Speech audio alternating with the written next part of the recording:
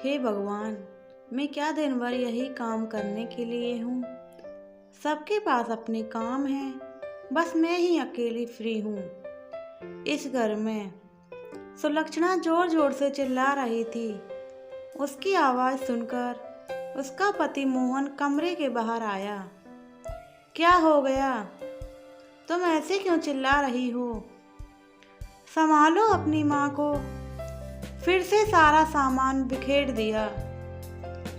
जब कोई काम होता ही नहीं तो करती ही क्यों है? सुलक्षणा, क्या कह रही हो तुम? माँ बूढ़ी हो गई है, उनसे अब इतना काम नहीं होता है। हाथ कांपते हैं तो सामान बिखर जाता है। तो ना ही करें काम। हमने कब कहा है काम करने के लिए? खामखा मेरा काम बढ़ जाता है। ठीक है, तुम चुप हो जाओ, मैं माँ को समझाता हूँ। क्या समझाते हो? एक तो सूरज और सुमित्रा ने वैसे ही दिमाग खराब कर रखा है, ऊपर से माँ। क्या करूँ, कुछ समझ में नहीं आता। तुम बस शांति बनाए रखो, नहीं तो बीमार पड़ जाओगी। बाकी मैं देखता हूँ, कहकर मोहन माँ के कमरे में चला गया। देखा तो माँ कमरे की खिड़की के पास बैठी हुई खिड़की में से बाहर झांक रही थी और खुश हो रही थी। कभी ताली बजाती तो कभी उदास हो जाती। मोहन ने खिड़की के पास जाकर देखा तो कुछ बच्चे बाहर खेल रहे थे। माँ शायद उन्हीं बच्चों को देख देख कर खुश हो रही थी। मोहन ने माँ के सिर पर हाथ फेरा तो माँ ने उसका हाथ पकड़ लिया और अपने पास ही बिठा लिया। 10 मिनट तक दोनों माँ बेटे बस ऐसे ही बैठे रहे। फिर मोहन ने पूछा, माँ खाना खाया? माँ मोहन की तरफ एकटक देखने लगी। शायद उनकी आवाज़, आंखों में यह सवाल था कि बेटा तूने आज तक तो नहीं पूछा, भला आज कैसे? मोहन माँ के इस सवाल को समझ चुका था। मन ही मन ग्लानि करते हुए मोहन ने दोबारा पूछा, माँ तुमने खाना खाया? माँ ने नहीं में से हिला दिया। मोहन ने सुलक्षणा को आवाज़ देकर माँ के लिए खाना मंगाया। सुलक्षणा थाली में माँ के लिए खाना डाल कर ले आई। माँ थाली लेने के लिए हाथ आगे बढ़ाने लगी तो मोहन ने थाली अपने हाथ में ले ली। आज मैं अपनी माँ को खाना खुद खिलाऊंगा, जैसे माँ मुझे बचपन में खिलाती थी। माँ अभी भी एकटक मोहन को देखे जा रही थी, पर कुछ कहा नहीं। मोहन ने रोटी का गिलास माँ के मुंह में डाला। रोटी खाते खाते माँ की आंखों में आंसू आ गए। क्या हुआ माँ, खाने में मिर्ची तेज है क्या? माँ ने नहीं में से हिला दिया। तो फिर माँ ने कुछ नहीं कहा, बस मोहन को गौर से देख रही थी। जानता हूँ बहुत इंतजार करवाया, पर अब नहीं। अब हर रोज थोड़ी सही सही, पर मैं अपनी माँ के साथ कुछ वक्त जरूर बिताऊंगा। माँ मुस्कुरा दी। मोहन ने खाना खिलाया और माँ को लिटाकर अपने कमरे में आ गया, जहाँ सुलक्षणा पहले से बैठी हुई थी। माँ सो गई? नहीं, बस अभी लिटा कर आया हूँ, सो जाएंगी। पता है वो मुझे पहचान नहीं पा रही हैं, पर फिर भी आज माँ के चेहरे पर सुकून था। क्यों नहीं होगा? एक माँ तो अपने बच्चे के इर्द गिर्द ही अपनी पूरी दुनिया बसा लेती है। जब वह दुनिया उसे छोड़कर जाती है ना, तो ऐसा लगता है कि सब कुछ छूट गया, बस जान निकलना बाकी रहती है।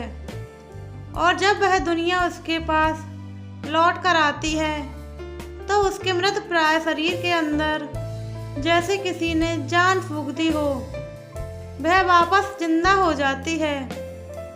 कहते कहते सुलक्षणा की आंखों में आंसू आ गए। तुम सूरज को याद कर रही हो ना? हाँ माँ हूँ। अब जाकर एहसास हुआ है कि मैंने अपनी सास से क्या क्या छीना था।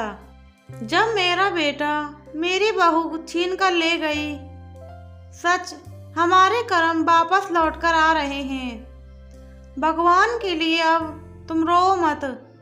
जब समझना चाहिए था तब हम लोग समझे नहीं। आज जब बेटा बहू घर से गए हैं तब जाकर समझ में आ रहा है कि हम कितने गलत थे। गलती तुम्हारी अकेले की नहीं थी। मैं तो बेटा होकर भी नहीं समझ पाया, तो अपनी बीमार और बूढ़ी माँ को वृद्ध आश्रम छोड़कर आ गया। मोहन को याद वो आया वह दिन जब बूढ़ी माँ को वृद्ध आश्रम छोड़कर आया था। कारण सिर्फ इतना था कि माँ अब बूढ़ी हो चुकी थी। पिताजी के जाने के बाद उनसे अब पहले की तरह काम भी नहीं होता था और ना ही घर की देखभाल। इसलिए अपने बेटे बहू को वह बोझ लगने लगी थी। इस कारण घर में आए दिन कलह होती थी। तंग आकर आखिरकार मोहन माँ को वृद्ध आश्रम छोड़ ही आया। माँ कितना रोई थी, मुझे अकेला छोड़कर मत जा, तेरे अलावा मेरा इस दुनिया में है ही कौन।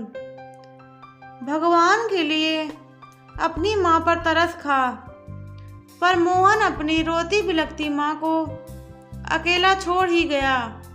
बस यह सदमा माँ के दिल पर बैठ गया। अब वृद्धाश्रम से फोन आते थे, आपकी माँ की तबीयत ठीक नहीं है, आपसे मिलना चाहती हैं। पर मोहन और सुलक्षणा कोई न कोई बहाना बनाकर टाल देते थे। एक दो बार वृद्धाश्रम वालों ने फोन किया कि आपकी माँ की मानसिक स्थिति ठीक नहीं है, लेकिन जब मोहन और सुलक्षणा से मिलने नहीं गए तो आखिरकार उन लोगों ने फोन करना बंद कर दिया। और इधर मोहन और सुलक्षणा ने तो माँ का अस्तित्व ही भुला दिया। लेकिन समय का पहिया तो चलता ही रहता है।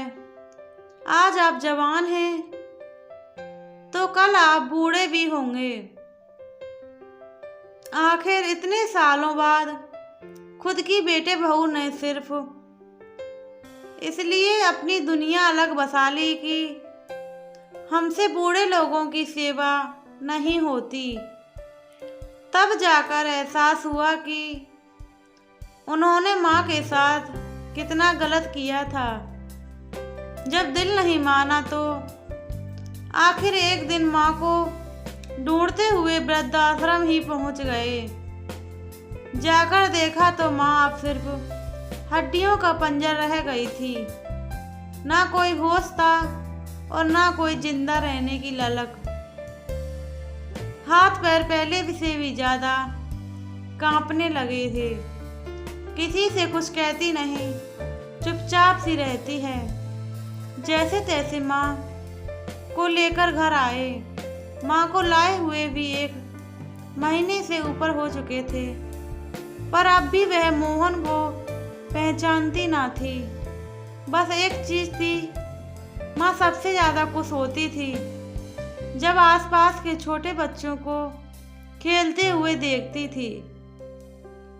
अचानक गिलास गिरने की आवाज़ से मोहन की तंद्रा टूटी। सुलक्षणा और मोहन दोनों उठकर माँ के कमरे में गए। देखा तो गिलास गिर पड़ा है और पानी फैला हुआ है। माँ एक कपड़ा लेकर पानी साफ करने की कोशिश कर रही थी। रहने दो माँ, हम साफ कर लेंगे, मेरा मोहन खेलते हुए फिसल जाएगा, बहुत मस्ती करता है। माँ बराबर बड़बड़ाए जा रही थी। देखकर मोहन की आंखों में आंसू आ गए। सुलोचना की भी निगाहें नीची हो गईं। माँ सब कुछ भूल चुकी थी। बस नहीं भूली तो यह कि वह माँ है। माँ होने का एहसास अभी तक जिंदा है। सच है, माँ बूढ़ी होती है, पर माँ होने का एहसास कभी बूढ़ा नहीं होता। प्लीज़ दोस्तों, वीडियो अच्छी लगी हो चैनल सब्सक्राइब करो, लाइक करो, कमेंट करो और शेयर करना बिल्कुल ना भूलो।